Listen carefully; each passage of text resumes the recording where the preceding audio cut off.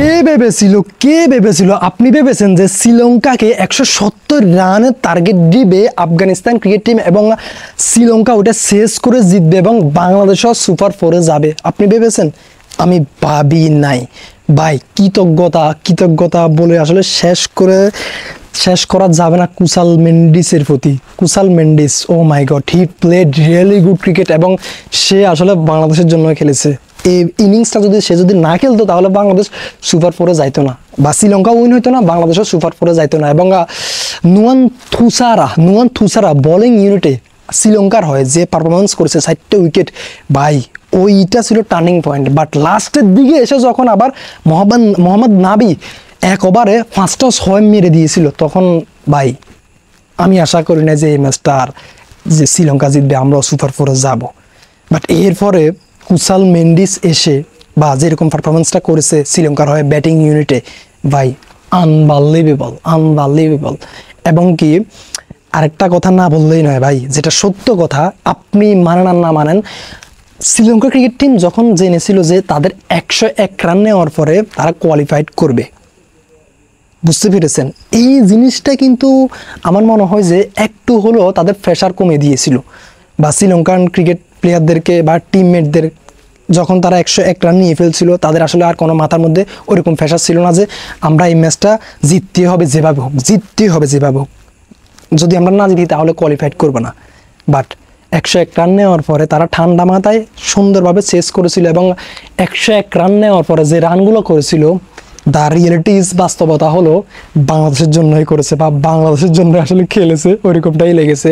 কারণ তাদের আর দরকার ছিল না এই ম্যাচটা আসলে জিতার, কোয়ালিফাইড করার জন্য, সুপার ফোরে যাওয়ার জন্য। বাট যেটা করেছে শুধুমাত্র বাংলাদেশ ক্রিকেট টিমের জন্য করেছে এবং আমরা এর জন্য আসলে অনেক কৃতজ্ঞতা প্রকাশ করতেছি কুশাল মেন্ডিস এবং নুয়ান থুসারার প্রতি। ও মাই গড, আনবিলিভেবল। আমি ভাবি নাই ভাই এই ম্যাচটা জিতবো।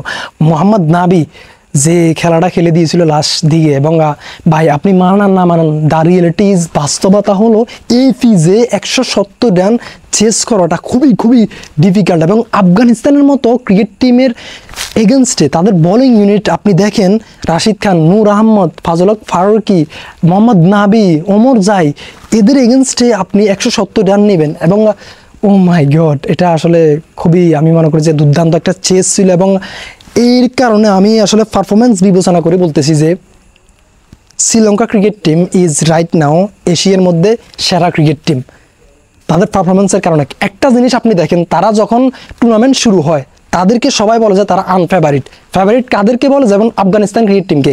এই গ্রুপে তারা ছিল যে ফেভারিট, একদম ফেভারিট, সবাই বলেছিল। তাদেরকে কি কেউ বলেছিল যে তারা এবারে কোয়ালিফাইড করবে না এই গ্রুপ থেকে? নিঃসন্দেহে, মানে ভয়েও বলে নাই ভাই। কিন্তু তাদের এই পারফরমেন্স দেখেন, 2 ম্যাচে হেরেছে, প্রথমে বাংলাদেশের সাথে এবং শ্রীলঙ্কার সাথে, এবং অন্যদিকে শ্রীলঙ্কাকে যাদেরকে বলেছিল তারা মনে করেন যে বা আনফেভারিট লিস্টে ছিল, তারা এই 3টে ম্যাচের মধ্যে 3টেই জিতেছে, হংকংয়ের সাথে, বাংলাদেশের সাথে এবং শ্রীলঙ্কার সাথে। এবং এই গ্রুপের সব থেকে সেরা টিম হয়ে যাইতেছে সুপার ফোরে। এবং এটা দ্য রিয়েলিটি ইজ, তারা এশিয়ার মধ্যে সেকেন্ড সেরা ক্রিকেট টিম। প্রথমে রয়েছে আপনার টিম ইন্ডিয়া নাম্বার 1 তাদের পারফরমেন্সের কারণে। তো যাই হোক, আল্লাহ হাফেজ। আপনাদের মতামত জানাবেন। আশা করি যে বাংলাদেশ এই যে লাকিলি আসলে সুপার ফোরে যাইতেছে, এখন তাদের দায়িত্ব হচ্ছে যে সুপার ফোরে দুর্দান্ত পারফরমেন্স করা। কারণ তারা, আমি মনে করি না যে ক্যাপেবল সুপার ফোরে যাওয়ার জন্য, ক্যাপেবল ছিল, লাকিলি তারা গিয়েছে। তারা কিন্তু আজকে বাড়িতে চলে আসার কথা ছিল। 170 রান টার্গেট দিয়েছিল শ্রীলঙ্কাকে। শ্রীলঙ্কা কিভাবে জানি ভাই, কেমনে জানি এটা শেষ করছে জানি না।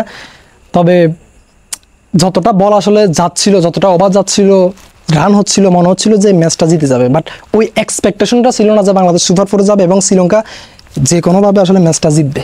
বাট আমরা জিতেছি, লাকিলি যেভাবে হোক জিতেছি কুশাল মেন্ডিস এবং নুয়ান থুসারার জন্য। এবং এখন দরকার হচ্ছে যে সুপার ফোরে গিয়ে দুর্দান্ত পারফরমেন্স করে অন্তত অ্যাটলিস্ট আপনার একবার হলো, আসলে ফাইনাল তো আমরা 3বার খেলেছি, বাট একবার হলো একটা ট্রফির জন্য চেষ্টা করা এবং ট্রাই তো করাই যায়।